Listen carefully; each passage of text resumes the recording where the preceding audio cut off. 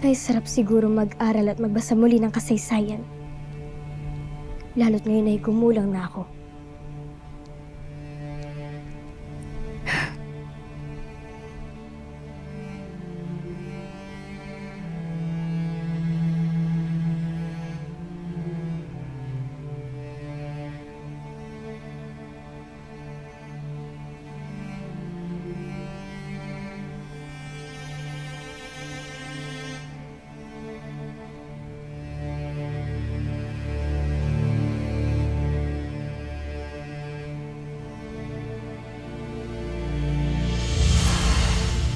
Ang korona ay parang ang apat na mga brilyante rin, Gaya. Pinipili nito ang karapat-dapat na maging tagapagmana at tagapangalaga.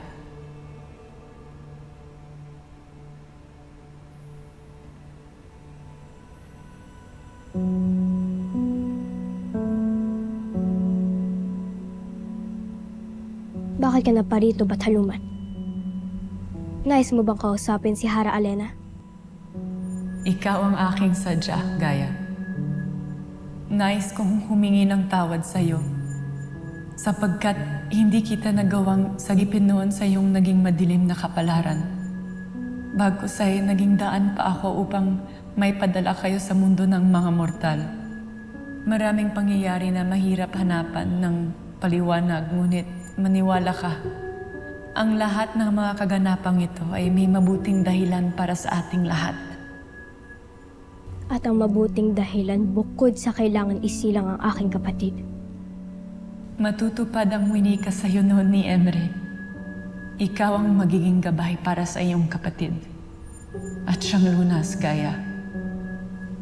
At si Tera rin ang magiging daan upang makamtam mo ang iyong minimiti. Anong ibig mong sabihin, Bataluman? Ipaliwanag niyo pa sa akin. Shedanes Anan. Fedora Eve Asore. Sa ngayon ay ibig kong tanggapin mo ang aking lubos na paghihingi ng tawad. Agape Avi, Gaya. Ang iyong kamatayan ay hindi nangangahulugan na hindi ka mahal o na hindi ka mahalaga. Ngunit, ang pagiging batala ay tulad din ng pagiging isang hara. Kailangan laging piliin ang pinakamagandang pasya, masakit man ito sa sarili at sa iilan, upang may salbang mas nakaakarami.